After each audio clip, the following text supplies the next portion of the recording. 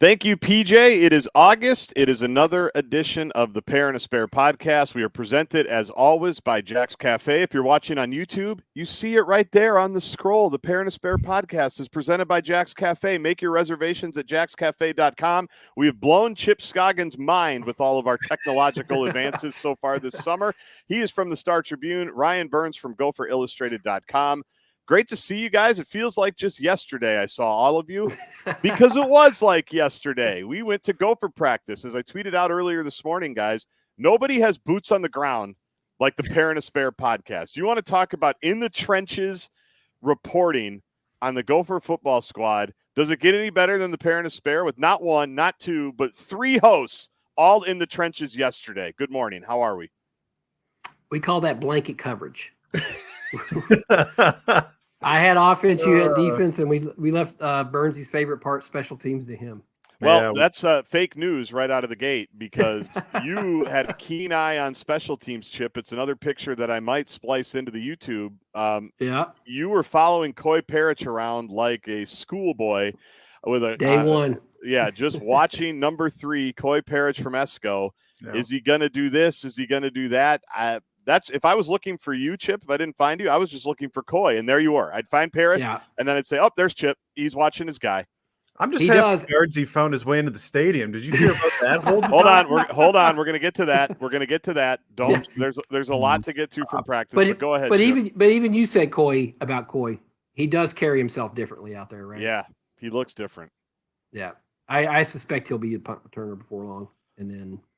I don't know. He's third on depth chart, but I imagine a guy that makes plays, you're going to have a tough time keeping off the field. So we'll see how they handle it. But he looked the part. Burnsy, what was it like having us both there? Usually you have this beat all to yourself as the one guy who your only job is to cover the Gophers. I have a million other jobs. Chip has projects, Mr. Projects. That's all he has. What was it like? Hear about. What was it like to have us there with you in your spot? I wasn't sure. I was looking down the sidelines to see if Chipper was going to show, and that's where I told you I was. I know, and then I saw you, and it was just like I'm surprised you remember where the address was for here, considering you've been at. I've learned Vikings practice is in Egan and not Eden Prairie. Is that true? Yeah, that was. I have no idea. That was a little disturbing. They've been my own bubble. They've been in Egan for 5 years, I think. I'm pretty sure. That is a guy who has tunnel vision on one program, man. Yeah. But even still, I'm driving there and I get a text from Guardsy saying, hey, is it the Jackson County gate we go in? Hey, have you heard this story yet, Chip? No. Okay, good. I held it for you because I told everybody else. Yeah. So I get the text, but Guardsy, I need you to run the people through the thought process of what's going on here. Yeah. So, there's an entrance where it's basically the loading dock. And correct. The Jackson County is like the administrative door or something where sometimes you have to go through if you're coming into the stadium when it's closed or nobody's there or whatever, that's typically the door you're going to have to go into. Sometimes they have the loading dock open, sometimes they don't. So I assumed that was the case from years past. So I texted Burnsy because I knew he would get right back to me. And I said, Jackson County. And all Chip he wrote was capital L, capital O, capital W. So what do you think that means? Low? Well, that's what it spells. So I didn't know, was there an active shooter somewhere I needed to drop down? I didn't know what was like if it was morale that I was going to be there. He was talking about low. So all he wrote was low. I didn't even write back. So I'm like, I'm just going to assume it's Jackson County and we'll figure it out. Burnsy, can you explain what that text meant to me? It was supposed to mean Lake of the Woods, the Lake of the Woods. And I'm driving. I'm already breaking the law. I don't want to be a renegade like you, Chipper, which I only can imagine what texting and driving looks like for you. You've got to put. Why wouldn't you just call? Why don't people call and talk to each other anymore? Oh, that's out of the question. I didn't need to hear Burnsy's voice. What are those things? Acronyms? Yeah. Why don't we speak like my kids? My kids will send something, I'll send back. I was like, I don't know what this means. I can see that. Spell it out. Well, Chip, here's the two things I want to ask you is I called Randy. I did the same thing with Randy Johnson, my colleague. I called him. Not text him, call him. Like, hey, what's the entrance? Is it Dodge? Is it? And he said, yeah. Did he say low? Did he say? Lake Did he of the go? Woods. The younger low? generation here, Chipper. Chipper, when you get a text from your kids, Yes. do you just respond with the thumbs up, or is that just 95% Sometimes of I your do. responses? No, sometimes I do. Depends on what it is, but No, I Yeah. don't want. See, that's something where you and I differ in terms of 20 years. a call That's is where just it- as fast as a text. Yeah, and I texted him back immediately and said LOW. Me in He my did. head, again, you can see it behind me right here. It's Lake of the Woods right there. It's top of mind. I would for never. me. I would net Yeah, low. I mean, I would never LOW guess what that meant. Yeah. A quick reminder, I'm from Edina and I live in Minnetonka. Do you think I could? The only reason I know Lake of the Woods is because it's an interesting name and it's way up north. And I'm certainly not going to know the acronym from my No. yearly fishing trips with my father that have never happened. Well, the best part was you asked Andy Greeter from the Pioneer Press, is also on the beat. And he's like, yeah, LOW, Lake of the Woods. I would have known that. No, but he shamed me. That's a whole nother part of the conversation. He said, well, I know because of me covering the team. And I say, oh, so I don't cover the team. Is that what you're trying to tell me? Yeah. So it was, I came in hot yesterday, as I'm wont to do. Guards, I side with you on this one, man. Low, Yeah. I wouldn't have got that one at all. So hit the Pair and the Spare Twitter handle, and this we'll probably put a poll out. Should I have known what LOW meant when I was In the context of him asking us or me about the stadium entrance, go to one with an L. But the Well, I only was one looking I for know Low is County. I'm like, Low County. I want. Did Governor Walz carry that last year, or was that Scott Jensen? Like, I had no idea what Low County was. the only one I really pay attention to is Dodge because that's the media. Yeah, entrance. right. But I don't look up and say, okay, this county has this entrance. I wouldn't have known Low. We've I had a thought good. you mistakenly did LOL. I don't know. Yeah, I had no idea. Low. Like, oh, okay. Low. No more questions, Your Honor. I've got it all figured out now. Like, it's If I unbelievable. ever text either one of you in all caps, LOL, just know I'm being held hostage because that would never happen. That's true. You're not much of an LOL guy. No, Okay. I'm not. So that was the first controversy of practice. Otherwise, it was pretty seamless. The other quote unquote controversy, not really, is the because this is kind of predictable. I feel like they've done this before. It's very nice that they let the media come in and watch. It helps. It's very good for background. And then, like, some years when the Big Ten Network comes in, it will be a special teams only practice, and they'll just punt for 3 hours. Burnsy, I know you've talked about that before, because they don't want Connor Stallions to be watching the Big Ten Network camp tailgate tour and steal signals and things like that. We got a nice long look at the future of Gopher football on Tuesday. Not the 2024 future so much as perhaps the 2025, 2026, and 2027. Burnsy, what were your takeaways from practice yesterday, or what did you get out of practice yesterday? Well, that was the funniest part of yesterday is they sprung it on the players as they sprung it on the media, it sounds like, where essentially if you were a top 15 player on this team, you didn't practice for a majority of the day. So we're talking Chip came to see Max Brosmer, new QB1. He saw essentially none of him. I saw By the time individuals. Chip got there, Max was pretty much done. Yes. He was talking on in the ice. walkie-talkie. Yeah, he was on ice. But we're talking about Darius Taylor didn't go, Daniel Jackson, 3 of the starters on the O-line, 3 of the starters on the D-line, no Cody Lindenberg, none of the starting corners. And it sounds like from the way Fleck talked about it afterwards, and I asked some people too behind the scenes to see if this was actually true, they got to the team part of practice and like, hey, we're going to sit Max Brosmer, Drake Lindsay, you're in. QB1 the whole day, just to see how a lot of these guys react. And I get it from the standpoint of too many times last year, the depth came in and they didn't look like they were ready for the moment at times. Prepared to play. So it's almost like maybe you need to do that in fall camp at times. Now, do I wish they would have done that at a practice the 3 of us were at? I think there would have been some better opportunities, but in true Fleck form, we got to see a lot of the 2s, a lot of the 3s. But I'm sorry for you, Chip. You're going to have to wait another That wasn't day to see coincidence. Max Brosmer.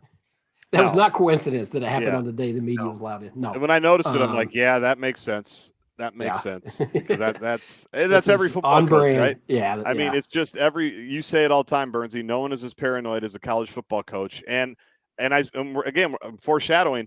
That's why when the Connor Stallions thing hit, I just shook my head and said, we're never going to see anything ever again. Because all these guys' big fears have been realized, that their unfounded, irrational fears of somebody trying to look at their plays and steal their stuff. It actually happened. So now they're all That's going to it. think it's even worse, and we're all going to have to take polygraphs on the way into the Lake of the Woods entrance when we come to watch practice. Yeah, Norris Wilson is going to be sitting there with a polygraph. But I would tell you, on Saturday when the fans were there, I stood next to, at times, a Gopher staff member with a pair of binoculars up looking into the stands, because that's where we are. That was his sole job, essentially, that night, Chip. He was on Connor Stallion's 2.0 watch. And you know darn well every Big Ten football coach talked about that at media day. I guarantee you every team has somebody doing that. For sure. Like scanning the crowd, snipers on the roof. Yep. You know, high technology, drones, trying to, infrared. They have to drop Olympic sports to keep up with the binocular budget, because they all need binoculars. That's right. Actually, that was going to be one of my bits yesterday, and I forgot it. I think I told you, Burnsy. My kids have some real little binoculars. I was going to bring them and just pretend like I was looking, because that's what they do. That's what they do at every single Tuesday practice. when you come back. I might do that. I would tread lightly there, as tightly wound as these football coaches are. Well, You're right. It takes one instance of that happening for coaches to say, see, this is why we've always said, we're not going to do things. We're not going to show things. We're going to put if you go to I remember last year going to the Vikings saying they had a message on the message board, do not videotape. Yep. This, and of course people did, but yep. Oh shoot, they had that up on Saturday night the whole time. Yeah, they do. Yeah, it's not just PJ. Kevin O'Connell, same way. That's it. O'Connell. It's football coaches. Yeah, it's on their desk. They have like their coaching sayings like "row the boat" or "pound the rock," and then the other one is "just because I'm paranoid doesn't mean they're not out to get me." That's right. Like you can't prove that they're not out to get me just because I'm paranoid. One of my old a kid that I used to coach years and years ago said that line. It just cracked me up because it's so perfect. Great. It's just so perfect. That's college sport. Football more than anything. Basketball coaches, I don't think, are like that. I don't know, if volleyball coaches are like that, but football coaches, man, it's something. When they go to the AFCA coaching, clinics, Burns, the convention in Nashville every year or Orlando every year, they all know they all need to be to keep furthering the paranoia further and further. Yep. And thanks, Connor Stallions, for ruining it for the rest of us. But tell us more about Saturday, Burnsy, as someone who did get to see a little bit more. Did you have any of your questions that we're going to get into training camp wise answered on Saturday night? I'm starting to get more data. Again, 2 practices, it's tough to draw a whole lot. I mean, I don't have to tell you guys. We've only seen, or at least myself, I've only seen 2 practices of 10. And so I always have to remind myself, it's go to the 3 practices that the media is allowed to go to, kind of compare and contrast everything. And then you can kind of see what was right, what was wrong, who had a good day one day, who had a bad day one day. Is that consistent? Is it not? But that was the first time I've seen tackling at a Gopher practice in 2024, which was nice to see. It was intense. I found out afterwards that was kind of one of the scrimmages that fans got to see, the one of 2 in fall camp. Now there'll be another one coming up on Saturday, which no one will be at besides Gopher staff members. But I think it's, for me, trying to figure out, of all the issues last year, and we spent a lot of time on offense on this podcast, but it's, to me, on defense, I think a lot of people forget sometimes they were the worst run defense in the Big Ten in conference play, without a shadow of a doubt. Can they stop the run? Because I think about even that opening game, which we'll spend a lot of time getting into here in a couple weeks, and they got one of the best running backs in the ACC. I think he finished 2nd in Player of the Year preseason voting in Omarion Hampton. He did. Are they better at stopping the run? Mm-hmm. Can they generate a pass rush? Can they cover anybody in the middle of the field? And so that's where I think through the 2 practices that I've at least been at, there's signs of life. But even when we're the one we were at yesterday, the offense, I think, got a better shot of the defense in the run game than I'm used to seeing, especially early in camp, because what's the old adage? It's always the defense is ahead of the offense. It always is that way.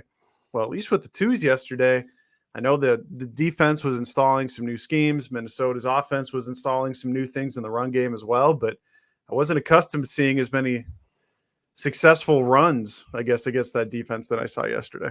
Yeah, and you heard the coaches on the defensive side really getting after that group. Yes. Winston, I think Danny Collins, I heard during a break, was getting It was all three levels with some very strong words of encouragement. Yeah, and you can tell. I mean, they're trying to create this physicality, create this edge. I mean, I saw Anthony Smith. We talked about him. Chip's guy, Anthony Smith. Very vocal. I think that's as most vocal as I've seen him. But they were getting after him pretty good. And I think to your point, it's like last year was not going to be good enough. A repeat of that, and so they've got to increase the physicality.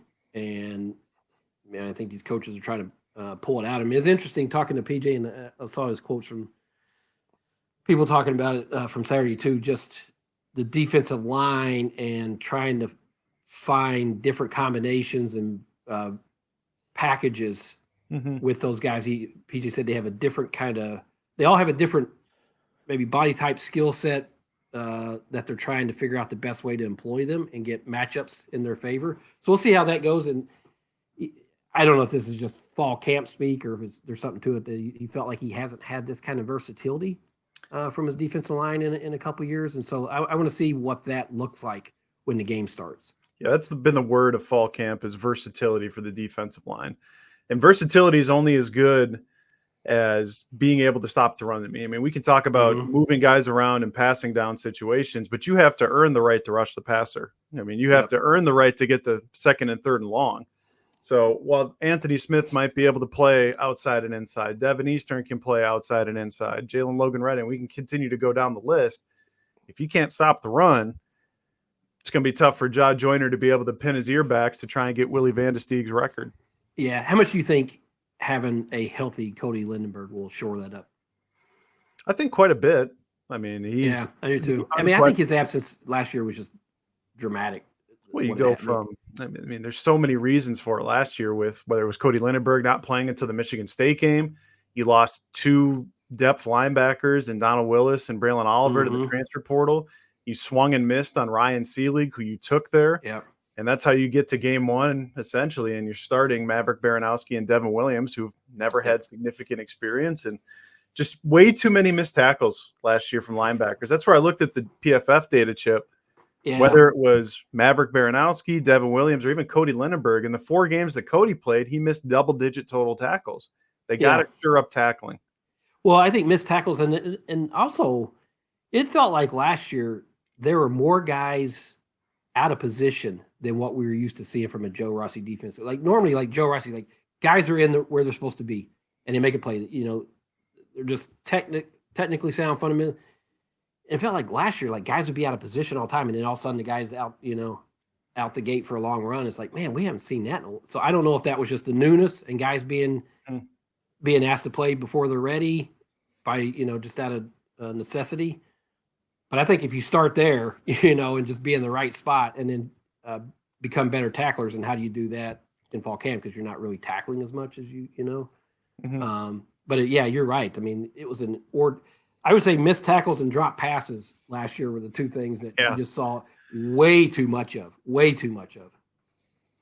Yeah, and that's where my favorite stat from last year is via Pro Football Focus. Minnesota's pass catchers had as many contested catches as they did drops. Ooh. Now that's receivers and tight ends, and we know that. Yeah, I mean, it went so pear-shaped for the tight ends that they fired, reassigned, however you want to call it, what they did to Andrew Soder by the end of September. Right, that's how bad it went. So the hope would be new quarterback, new tight ends coach. You hopefully can have some guys rebound at the pass catching position. Yeah, I think the theme to success for this Gopher team is just consistency.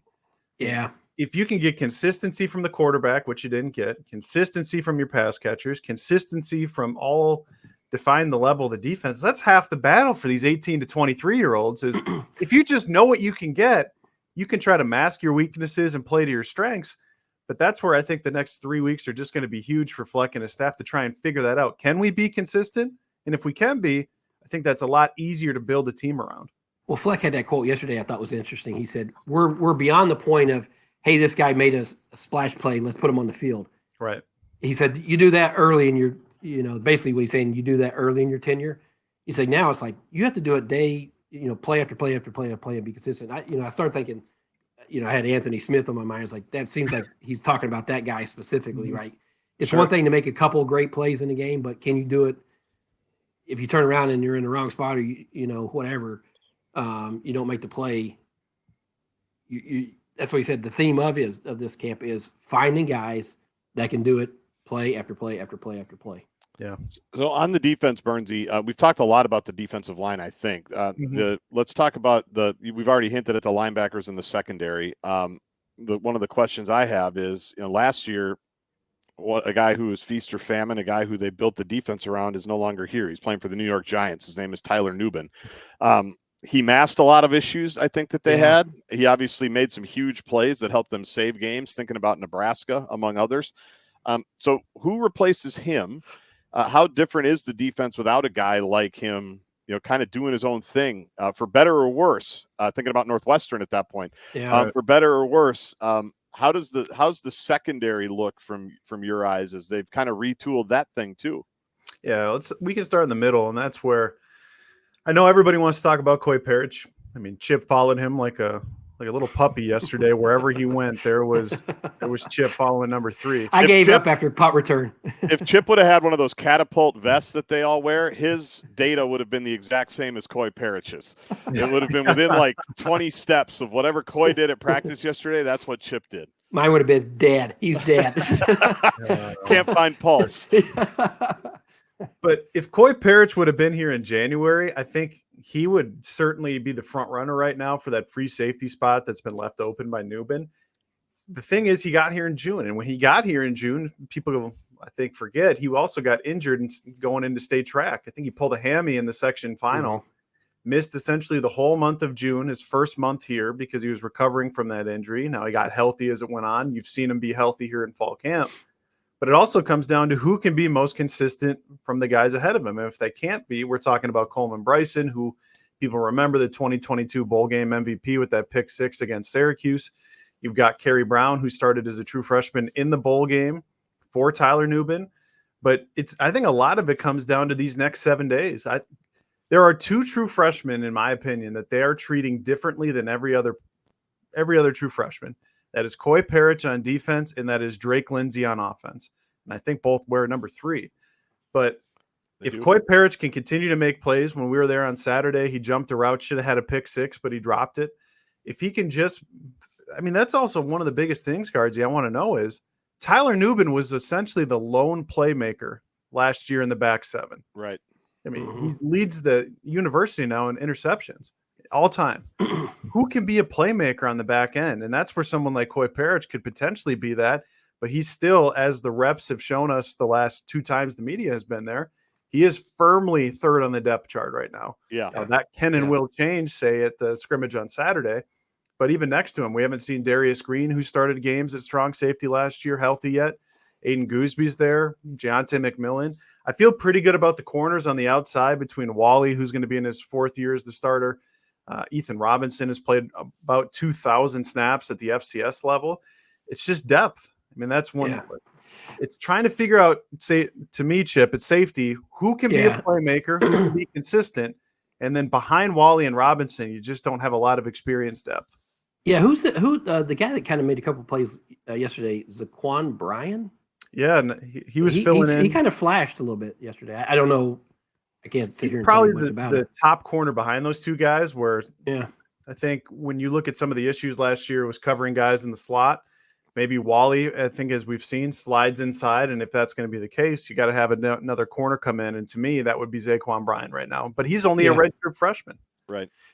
Yeah, he made a couple. He dropped the interception, but he had a nice break on the ball, and he made a couple plays yesterday. Where you're like, wow, that kind of flashed. But that's what kind of joke about yesterday and those guys. But I think there's a lot of truth to, like, they need to figure out who these, somebody's got to step to the forefront. And Flex said at the end of week 2, you got to start figuring out your depth chart and who's going to be someone you can rely on, how you slotting these guys in. So I think you're right.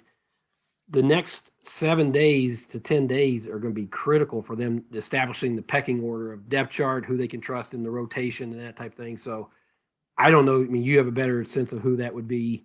I just think it's so ambiguous still. And that's the thing that's both scary and fascinating at the same time. Is you could take a name out of a hat at free safety or strong safety still. I don't think anybody has stepped up or taken themselves out of the race yet. And they've and this defense has really kind of built itself and prided itself on having a quarterback back there, a guy that kind of runs the show. Mm-hmm. You know, whether it's Winfield, whether it's Newbin. I don't know. They need to find that guy. Can they do without it? And if you don't have that one big presence factor, I guess you can. That'd be a different way they've gone about it. But I think they would like to have somebody step up and be that guy for them.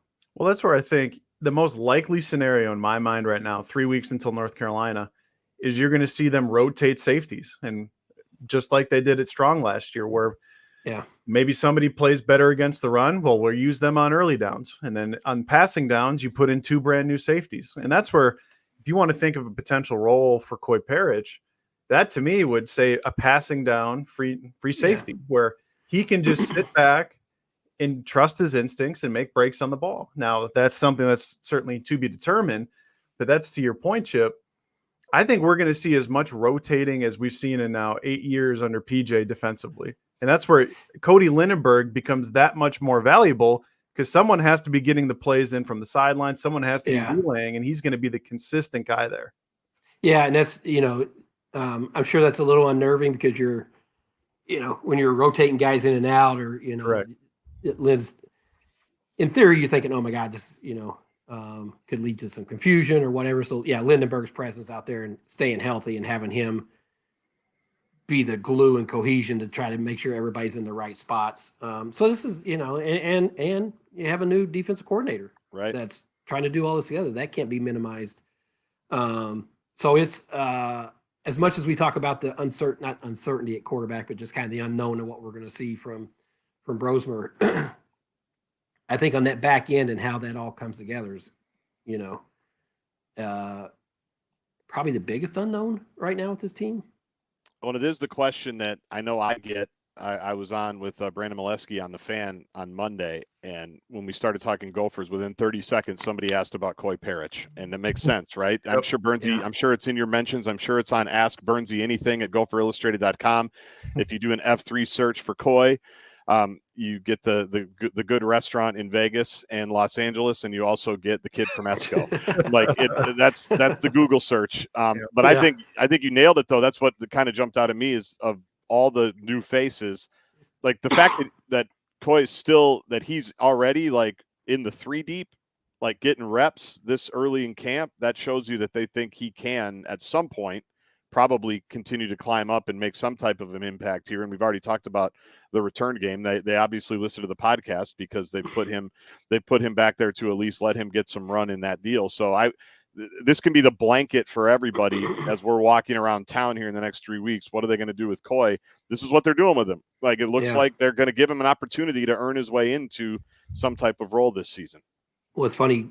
PJ doesn't say anything that's off the cuff. It's all calculated, right? When he said the other day, man, you wish you had this guy in January. Yeah, that's him saying he probably would have a prominent role defensively right now today if he had had those 6 months with the team and gone through spring ball and winter workouts and all those things. So it's almost like they're trying to accelerate this timeline, right, in fall camp, and give them as much and speed it up as much as they can and make up for lost time, which tells you the trust that they have in that young man, that they feel like he can absorb all that in a just because he's such a naturally gifted, instinctive athlete. You see his highlights and just being able to go make a play on the ball from that free spot. But it's a Big Ten still, man. The quarterbacks and coordinators are good, and it's a lot to process in one fall camp, without the spring ball and the winter stuff. Anything else defensively you guys want to hit on before we take a break and talk a little bit about the offense? I think we've covered it pretty well. Yep. All right, we're covering it. Well, we were boots on the ground yesterday, as we talked about. Nobody covers Gopher football like the Parent Despair podcast. Team coverage. What'd you call it, Chip? Blanket coverage? Blanket coverage. Blanket coverage. I think it was Fred Smoot that once said 2/3 of the earth is covered in water. The rest is covered by Fred Smoot. The rest is covered by the Parent Despair podcast. We'll take a break quickly here to talk about our friends at Jax Cafe. Burnsy's on his way to Jax Cafe just hours from now. You are the most frequent Jax Cafe regular. You cover Jax for us. because you have one job and no kids. And so you can just shoot out. And I have to go there for special occasions only. But the beautiful part is whether you can be a regular like Burnsy or a special occasions person like me, Jax Cafe Minneapolis has been around for almost 100 years, basically providing whatever you want. They've got steaks, they've got seafood, they've got a great brunch, they've got a great bar, they've got great TV setup in that bar, they've got great happy hours. They've got the patio, which I'm sure you're probably going to sit out by the bubbling brook, Burnsy, tonight. I'm sure you've got the Burnsy table by the trout. Is that correct? I hope so. We got the reservations at 6, so I'm excited to. I haven't decided yet if I want to go with the steak, the walleye, the burger. I can tell you I'm going to get some of those crispy hash browns, which be still my beating heart with something like that. Yeah, I'm excited to head over there tonight. Again, they've been so great to us. But, Chip, I'm going to let you dictate. What should I order tonight for dinner? I would start with the salad. Mixing a salad there, Burnsy. You look good yesterday, but your salads are outstanding. Wow. Did you see him? He had the shirt unbuttoned there. Well, he always does. He buys his shirts. Yeah. Do you save money because you don't get the top 2 buttons? You just have him take them off at the store? Because I know you got to let the trees breathe. Tell everyone, you got to let the trees breathe a little bit. That's right. No, but start with that Caesar salad. As much as I love the walleye, I think I'd be steak tonight. I'd go steak. Get you and your wife a nice glass of wine, and then do not leave without getting that creme brulee. I'm telling you, send it over to you, Chipper. You won't regret it. You might have to change the reservation for 3 with the way the trip is talking right now. Yeah. You might just pull up a chair. Yeah, you make sure you get one of the bigger tables because I think the Scoggins crew is rolling up. I think they're pulling up and tapping in on your Jax Cafe evening, Burnsy. I can't wait to show Chip how to make an Amazon purchase, but whether it's sitting out on the patio with this fall-like weather coming up or even sitting at the bar is a great place to just come have a beverage for happy hour. I'm excited to head on over to Jax Cafe tonight. Easy parking, great vibe, great ambiance, great history, and great food and great service. It's first class every step of the way. You see it on the bottom of the scroll here if you're watching us on YouTube. Make your reservations at jaxcafe.com. That's jaxcafe.com. Well, if Max Brosmer injures himself on the first series against North Carolina on Thursday, I think August 29th at Huntington Bank Stadium on the Gopher Radio Network and Fox, it's the Arkansas Player of the Year, Drake Lindsey, freshman, that looks like will be the backup quarterback. I think that's pretty safe to say from what PJ said after the practice that we were all at yesterday, guys. The kid that they were very excited to get, full court press to have him commit, especially late in his recruiting process, Burnsy. He is firmly the number 2 quarterback at the moment, it appears, which was interesting to me. Not surprising, but also I'd say, in a way, heartening because the guy looks like he can throw it. The guy looks like he can play. And he is that Ben Roethlisberger light that you described, Burnsy, in his recruiting process. He's a big dude. He is a big dude. He's someone that I think the thing that stood out to me yesterday is he had some freshman moments, certainly. I think Chip saw his favorite offensive coordinator and Greg Harbaugh, not afraid to light up the 18-year-old. PJ lit him up at time, too, when I was over there. Yeah, PJ got on him pretty good. Well, he had a sequence there that stood out to me where he screws up a handoff and ends up falling to the ground. Defense recovers. He gets lit up by both the offensive coordinator and PJ. But then the very next play, he delivers a dot across the middle to the tight end for a first down. And that's, to me, I think the kid's pretty resilient. And that's where I think of some of the other Gopher quarterbacks of yesteryear where if they get lit up like that and they get MF'd like that, I don't know that they have a practice to really fall back onto. I think they spiral from there. Now, I think he's very gifted. I think he's one of the most gifted freshman quarterbacks we've seen in some time. But that being said, as we saw yesterday, boys, there's just a lot of inconsistency at times. Now, he is firmly entrenched as the quarterback, too. I don't even think, particularly based on what I've been told, based on what my eyes have seen, that's really even up for discussion. Right. That's why Max Brosmer has kind of taken him under his wing. And that was one of the interesting parts about Big Ten Media Days to me was when I asked Max Brosmer about that, he said, I went back to when I got here in January. It was me talking with Fleck, Harbaugh, and even his father about, I got to learn the offense, but I also got to bring this kid up with me because we're only going to be as good as the two of us, essentially. And he knew that from the moment that they both arrived on campus. So I like the prospects of Drake Lindsey long-term. I still think he's your definite favorite to be the starter in 2025 if we're going off who's currently on the roster. But Chip, what did you think of the Arkansas boy yesterday? Yeah, I'll give you my one snapshot look at him for the one time we get to see him. Yeah. First impression, you walk up, I said, "Whoa, that's what a Big Ten quarterback should look like physically." Like he's a legit 6'4", was he listed 6'5", whatever it is. Yep. He's a big kid. I think the fact that we saw him get coached really hard yesterday, to me, was a sign that two things: one, that he can handle it, and two, you're not a freshman here. You have to be prepared to be the backup quarterback, and they can't baby it along. Like you have to be ready if Max Brosmer gets hurt in the season opener, that you're going in there and you can run the offense. And so he's getting prepared that way.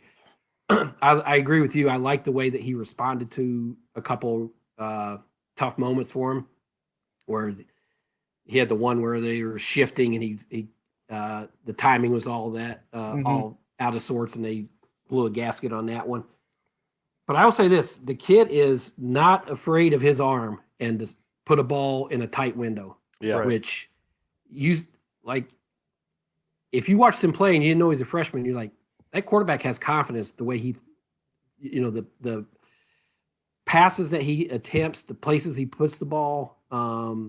So you can see just the absolute talent that he has, but there's just going to be freshman moments where things are happening. Max Brosmer talked about it yesterday. He's like, it's still fast for me sometimes. And the way they practice is frenetic and everything's, just swirling, and you got to be able to calm yourself and kind of lock in and focus on what you're doing. And he's going through that, and there's going to be hiccups, but there's a lot to be really optimistic about that young man. Mm-hmm. So what have we learned, Burnsy, about who any of these quarterbacks will be throwing to after Daniel Jackson, what they hope the rotation will look like? It looks like to me, they're expecting some stuff out of Lemeke Brockington, which makes sense as a guy who was injured all last year. We all remember him from the Wisconsin game 2 years ago. I know they're hoping for Elijah Spencer, as you always described, the Conference USA Offensive Freshman of the Year, right, a couple of years ago. Certainly didn't go the way that he wanted it to a year ago, and I know he's got some drop issues. But in terms of the pass catchers, do you feel like we're any closer to getting information there or learning about who those guys might be after Daniel Jackson? I still think Daniel obviously be featured heavily, as he should be. He's again. I forget last episode. Did we spend time on Flex comment at Big Ten Media Days? We did. Okay, we did, and I think as we figured out, he was right. It just was so jarring. Yeah, You don't think about it that way. Statistically, Daniel Jackson is going to be one of the top 8 or 9 Gopher receivers of all time. As Chip said, the game has changed. Guys in the last, they're throwing it a lot more now. They don't throw it as much as other teams, but it's more in the game than probably even eras gone by. Well, that's where it is. I think it will be Elijah Spencer. I think from the things I've been hearing behind the scenes, the game has kind of slowed down for him, or even talking to him just a few weeks ago and asking about how did it go the way that it did. And for him, it was just, well, when I was at Charlotte, I could more or less show up and I was going to be the best guy there. And now what I learned last year is these are all Big Ten athletes, and you have to put in every single effort. And not saying that he didn't, but I think he's learning that if I want to be a starting receiver in the Big Ten, it has to be consistent every single day. And I think it's getting better with his drop issues. I didn't see too many yesterday, but even with Lemeke, I mean, he has an entire season robbed of him last year with a leg break, ends up returning for the bowl game. But I'm also excited to see someone like Christian Driver. Yeah. I think to me, a lot of people want to talk about Tyler Williams, the Georgia transfer. Everybody's loving using him on NCAA 25. But to me, the guy that has more expectations from what I understand internally, at least for this season right now, is Christian Driver. And you were able to see him with an explosive play yesterday. He is the player that I think a lot of people envision when the Gophers signed Kristen Hoskins from Alexandria, a smaller, more explosive, shifty type of guy. And then after them, it's going to be can Jamison Gears and Pierce Walsh at tight end give you something? But I also think just the passing game in general. Fleck made the comment on Saturday, and I hope and pray it was tongue-in-cheek, where he's like, 70% completion percentage is what I'm expecting. Guys, there wasn't a single quarterback in the entire country that completed 70% of his passes. Caleb Williams wins the Heisman. I think he was at about 65%. Yeah, it's funny. I'm going to write about this Sunday because that caught my eye, and Greg Harbaugh repeated it. And Max Brosmer had it in his mind too, because he knew exactly when it was brought up to his attention yesterday. They have not had a 70. That would be a record for Minnesota football. It'd be a record for many schools. I looked it up. It typically there's between 1 and 6 teams a year that complete. And I'm not quarterbacks, but teams complete 70% of their passes. So the top 1 or 2% in college. Exactly, and their highest completion percentage Gopher record was Tanner Morgan. Over a full season, 2022 when he didn't throw as many, but in 19, I think he was about 66%. So you're going to see if I think they're kind of telegraphing passes to running backs, quick hitting stuff, rhythm passes. That's where that's his strength. That's what they're going to get into. And to go back to Driver, I think it was obvious from yesterday that he would be the number 4 guy right now. He's the guy you can tell that they're the top 3 that we know, the returners, those guys, but I think Driver of the new guys coming in, he looks like the one that would be the most likely to contribute now. And saw a couple nice throws to him and runs, and he has kind of that quickness out of the slot. So I'm curious to see more of him, but I think as we sit here today, he probably would be the most likely outside of those 3 that we already know and have seen. Well, that's where I keep coming back to. Here's a question for both of you. We've all watched a lot of Gopher football in our lifetimes. When was the last time on 3rd and 5, 3rd and 4, you felt comfortable in the Gopher quarterback potentially throwing the ball into a tight window to get to 4th and short or a first down? 2019. 2019, yeah. And after that, it was Mitch Leidner to KJ May. That's all they did. It was 3rd and 5. It was Mitch would throw to KJ May. Or Max Williams back in the day. Too. Yeah, it would just be a first down, and that was it. Yeah, as I'm thinking about Max Brosmer and kind of how they use him, I think about 2019 a lot, where Tanner just slanted teams to death with Bateman and Tyler, and it was quick hit and stuff. They took shots down the field, but it was more rhythm, more time. I mean, how many slants did they throw that year?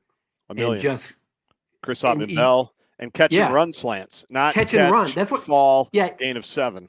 And what did Tanner? What was his? I thought his best attribute that year is he put the ball in the money and let those guys make plays. And so that's what this offense needs. They need a guy who's going to hit a guy here, not at his feet, not behind him where he has to turn and kind of, in stride where Tanner would do that. He'd hit him in stride and then they're off to the races. I mean, it's timing stuff. It's accuracy. And it doesn't have to be, throw the ball 30 yards down the field to be explosive. If you can get the ball to Daniel Jackson on a quick hitting thing, that can be explosive play too. And so I think that's what, in my mind, I could be proven wrong, but when I hear 70%, I think Tanner 2019 and his quick hitting stuff and get the ball and then incorporate the running backs with Darius Taylor and the other one. We didn't see him in action yesterday, but Marcus Major looks the part too. I mean, he looks like a big, strong athlete. He's had a great fall camp, and he looks really good on Saturday night. Yeah, sorry to preempt it, but I think he's gonna be a player for it too. But I think it's just short to intermediate. I think we're going to see a ton of that with a high percentage,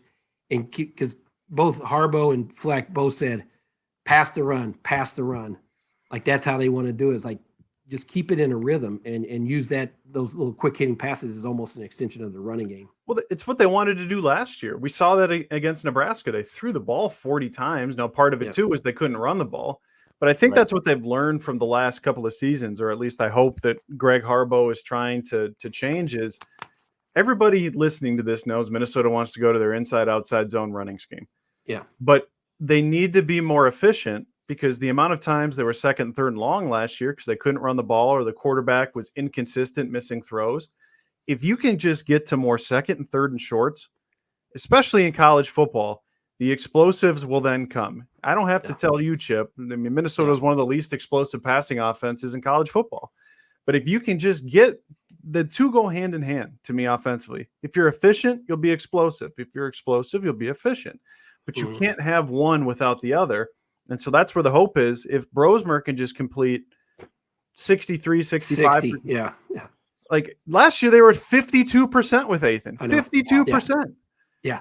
you can't be efficient or explosive if you're completing 52% of your passes. If you're in the 60s with Brosmer, whether it is to the quick hitting stuff, that means to me the explosives will then come. But if they can just get consistent quarterback play, in college football, that is essentially everything. If you just know what you're getting from your quarterback, it just changes everything offensively. Yep. All right. Anything else Gopher related we want to talk about? After our boots on the ground coverage from the last two out of the last 3 practices, Burnsy, you've been at. So you're locked in on this whole thing. We've got another one next Tuesday that we're going to be able to check out. And then, the first game is 3 weeks from Thursday, which is pretty wild that it is almost here. We're all sitting down. And I know I was sitting down when I heard this, that there's some Michigan developments that we need to get to, that we have to discuss. And I know there's a documentary coming out, a Netflix Connor Stallions bit, but there's in our remaining 10 minutes or so, let's kind of talk through the fact that we've got apparently a draft of the notice of allegations from the NCAA that allegedly could be on their way to Michigan. This is just a draft. Sometimes these things get leaked and then they get tweaked, and we don't know exactly what's going to happen here. But this one goes all the way back to the Spygate, to Connor Stallions, not to be confused with the recruiting stuff, which also the new Michigan head coach, Sharon Moore, has been implicated in. He's one of 7 members of the Michigan football program last year that's accused of violating NCAA rules in this notice of allegation. Moore could face a show cause penalty and possibly a suspension for allegedly deleting a thread of 52 text messages with former Michigan staffer Connor Stallions in October 23, on the same day that media reports revealed that Stallions was leading an effort to capture the play calling signals of future opponents. They were able to get these texts via device imaging. Moore subsequently produced them to enforcement staff. He's accused of committing, guys, a level 2 violation. Level 1 violations, Jim Harbaugh, interesting. Chris Partridge, Denard Robinson, and then Connor Stallions. Level 1 are the most serious category in the NCAA's enforcement process. The school also faces a level 1 violation charge because of its, quote, pattern of noncompliance within the football program. So they win the national championship. Jim Harbaugh is on his way to, he's in Los Angeles. Connor Stallions, I think, was at the national championship game wearing Michigan stuff. We also learned that it was, in fact, him, Ryan Burns, that was on the sideline of Central Michigan as they were playing Michigan State. You guys know how I feel about this. You can't make it up. You guys know how I feel. I think this is all ridiculous. I'm embarrassed for everybody. Michigan, to me, is an absolute joke. And here we are with Harbaugh counting his millions, saying never lie, never cheat, never steal, blah, blah, blah, blah, blah. It's go blue. I know we're going to get the tweets. Go blue. Hate us because you ain't us. Just shut up. You're a bunch of cheaters, and cheaters win. That's the sad thing. Cheaters win in this college football world. The thing how did Connor Stallions get on that sideline? That's the thing. Here's my question. I don't think we found out from these reports, at least initially yet, Central Michigan has to be implicated in some of this, because how in the world? Yeah. Justin, I don't have to tell you about your issues with getting the pass to get on the sidelines. Yes. Yeah. How, that list is calculated. He got a pass. Yeah. Yeah. How in the world did he finagle his way with some sunglasses and a hat onto that sidelines to get those? Well, I'm going to look up the story now, because I think Central Michigan, after all of this, did let go of a couple of staffers here. I'm going to try to pull that up just before the season. They either have the most incredible lacks of security, or he knew somebody on that staff that got him a pass. It's got to be one of 2 options, because I don't think he parachuted in there and no one saw him. The other thing is that Michigan team had so much talent. Maybe the pressure to win against Georgia and Alabama is so great in the upper echelon that they had to do this, but it's like, you're spying on Michigan State? Like, really?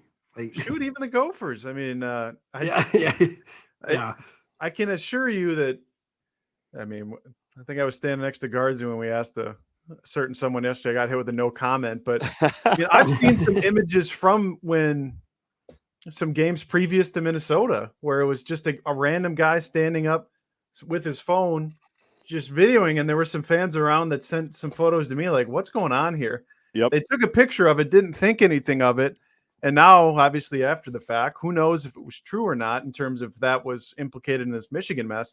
But to your point, Guardsy, on Harbaugh, that's the most fascinating part about the way that the national media is kind of talking about this now is, yeah, Sharon Moore, he's implicated. He was part of it, no doubt. Yep. But everybody just kind of, I feel like there's not enough heat on Jim Harbaugh for all of this because he's your fun uncle who's a little crazy.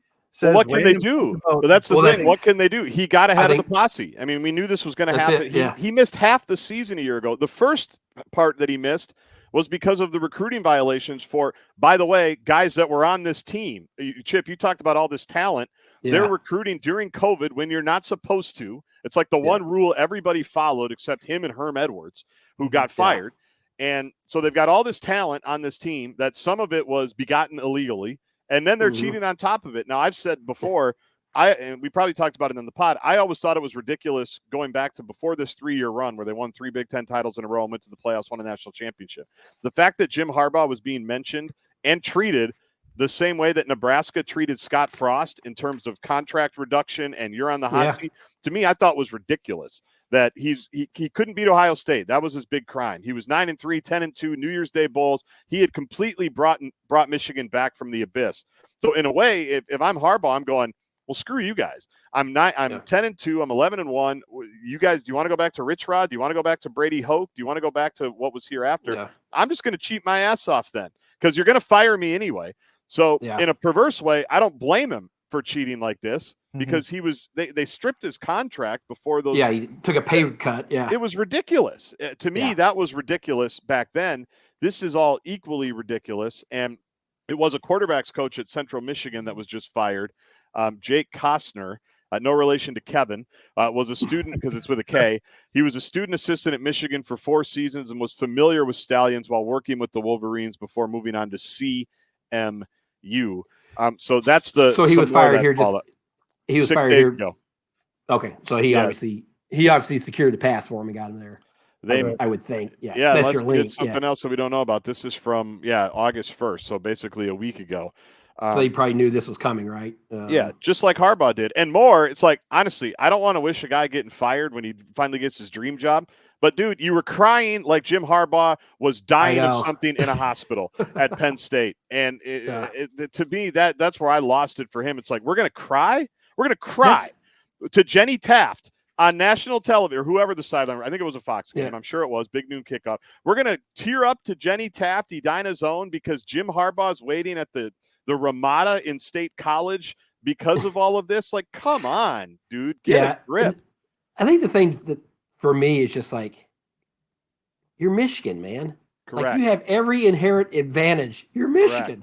Correct. Like, I understand if you're the Gophers, Minnesota, Northwestern, whoever, that you're trying to compete with the big boys and gain an edge, but you're freaking Michigan. Like, you don't have enough advantages that you have to do this too. So I don't have sympathy for anyone. I'm fascinated to see this Connor Stallions documentary when it comes out and like what it's going to reveal, what it's going to say. Like, is he taking part in it? I assume.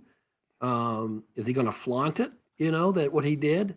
I think he already did by showing up at the Rose Bowl for the semis. That's it. And putting it on. Were the cameras following him there? Were the cameras following him? Who knows? I'm fascinated to see what this has. Yeah, I don't know. You can tell I'm frustrated by the whole thing because I am everything you've said, Chip. The amateurism is dead. College sports are basically dead as we know it. Like, the one thing in sports that just is always ingrained in me is just fairness, and you compete, especially in football. It's one dude against another. Like, man up, play, all those cliches. And that Harbaugh's like, yep, never lie, never cheat, never steal. Well, you're a fraud, dude. You're a fraud. Count your millions, live in your RV. You're a complete fraud. It's just embarrassing. But Michigan doesn't care. They got their moment. They got their parade. They got their millions. It's frustrating because, like you said, Chip, like, you do have a lot of people painfully trying to follow the rules, as we know Minnesota does, Burnsy, painfully trying to follow the rules, like, which is good. Except when others aren't doing it, it's like, well, why are any of us doing this then? That's what's frustrating to me, if you can't tell. I think it's funny that Sharon Moore deleted those text messages and thought there wasn't going to be a digital footprint. Chip Scoggins, of all people, Hey, can I tell would, him. I Don't would, want you people know, in my business. that is a panic. That is like, let me just delete this and hope nobody signs it, you know. One Partridge is the coach that deleted some hard drives or something, like got rid of his computers. I mean, football, we know this. Like, football coaches are smart. They're not always smart. They're like, not technology smart. They're not always the brightest people in the room. No. Like that. Let's just say this: dudes in general don't always make the brightest decisions when. Let's put it this way: pressure. They're not going to ask me to uncover deleted text messages. Somebody a lot smarter than me with technology. Do you know how to delete a text message on your iPhone, Chipper? I do that, but I don't know how to recover it off of. What did you say? How they did it? I don't even know. Well, it'd be in the cloud. There'd be a digital footprint somewhere. Welcome. When you start talking about cloud, man, my heads are in the cloud. I'm just proud of you that you know how to delete a text message. I'd also want to know, in what world are you deleting text messages? For what purpose? Well, because then it gets so long, and it just. He wants space. He needs to unclutter his life. I don't like clutter. I'm talking about. Let me be more specific. Do you know how to go? So, say our text thread, or say the one with your wife. Delete an individual text message off of there. Yeah, you just swipe and hit delete, right? He's our technological savant, Guardsy. He's come so far. I can figure that out. Otherwise, all these texts, like if it's just the one, someone you text one time, I don't have to scroll to the bottom if I, because they're newest to oldest. And it just. I love watching Chip explain this to me. Yeah. Oh, I like how he always thinks it's a trick question because the answer is so obvious. He's like, well, yeah, you just do this, but you can tell he's second guessing himself because he knows he doesn't thought it was really have something deeper. You don't have a complete handle on it. Like the next step. I don't. What I always say when I go, like, if someone's coming to the house, like my wife will say, hey, I've got someone coming to the house. They have to look at this or they have to look at that. I'm always good for one question from the guy or gal that comes to the door. If there's a follow-up, I'm screwed. If there's a follow-up to, well, what did you want here? I don't know. Like, it has to be something simple and cut and dry, just like you just said there, Chip. Yeah, too much is I get overwhelmed and I just don't want to. I want to go back to rotary phones with the cord in the wall and you can walk down the hallway. You had those in your house, right, Guardsy? We did. Yeah. There used to be a time where you would answer the phone no matter, you didn't know who was calling. You just answered. Yeah. And you were thrilled to do it. You were thrilled to get the doorbell.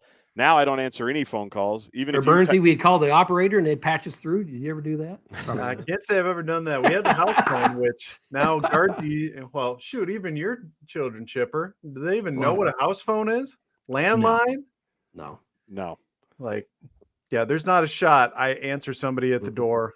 Then if I don't recognize your phone number, you're going to be put straight to voicemail. Leave a voicemail. If I recognize you, we'll go from there. Yeah, when the doorbell rings, I hit the ground like Connor Stallions when the NCAA shows up. I hit the ground and just hope that I tell my kids not to move. Don't move. Don't move. They'll go away. Nobody make a sound. Anybody? Don't move. But of course, they are curious, so they pop right up like meerkats and are looking out the window to see who it is, and they blow our cover. All right, so the Netflix documentary, I can't wait to watch it. I don't know what's going to happen. The NCAA thing, it's going to be a while, obviously, like it always is, and who knows if these charges will even stick or if this is what actually comes out when they do the final notice of allegations. But no surprise that someone's going to pay for it. Someone's going to, or at least be held responsible for it. Harbaugh can't be. They might give Harbaugh a show cause. Who cares? He's going to be in the NFL for the next 5 years, and he's going to ride off into the sunset. But it's as you can tell, it still bothers me. It still bothers me. Just the way the whole situation played out, the whole scene, even the athletic director, Michigan against everyone, or team, whatever he said, bet Michigan, whatever the bit was. Like, spare us all, please. Yeah, just embarrassing. But they got the title. Hail to the victors. Hail to the victors valiant. Hail to the conquering heroes. The people who are probably really mad are the Fab Five. Jalen and Chris and Jawan and Jimmy and Ray. They're like, what? Like, what? We took some money and stuff, but man. I even saw Jalen Rose with Chris Webber at a golf event the other day, basically saying, we're coming for our NIL reparations, is what he said. He goes, next thing is we're coming for our NIL. The Fab Five's probably mad. Their banner should be up by all these definitions. So I would support that as a child of the 90s. When's the 98 banner going back up at Williams? 97. They got to find it 97. first. They got to find it first, unfortunately. All right. Well, we'll be back next week, right? We're going to do weekly Yes, up sir. until the season. Subscribe to the YouTube channel if you haven't. We might be doing some more of this stuff as the season goes along. Definitely subscribe to the pod if you haven't. Tell a Gopher fan friend in your life that we are here every single week now, basically to the end of time for the 2024 season. The Gopher football season opens 2 weeks from this, or 3 weeks from this Thursday, August 29th against North Carolina. We'll talk more about that. I told you, Burnsy, I think that is a imitably winnable game. The more I learned about the Tar Heels, I'm like, Gophers need to win that game. They need to win that game if they're a serious club in 2024. So we'll talk more about that. Enjoy Jax Cafe, Burnsy, tonight. Please keep us posted what you order. I will save Chip a chair and a nice little glass What of if wine he's there at the table when Bill brings you over and Chip's Well, sitting he's there? going to arrive He's got at his my readers and his an menu. hour He's like, ahead of time. I got the 'cause he's at Caesar coming. airport. He's like, I got the Caesar coming already. It'll be here in a minute. He'll be doing that. JAXcafe.com to make your reservations, jaxcafe.com. Subscribe to everything. Make sure you follow the Parent and Spare Pod on Twitter, and we'll talk to you next week on the Parent and Spare Podcast. Bye, everybody.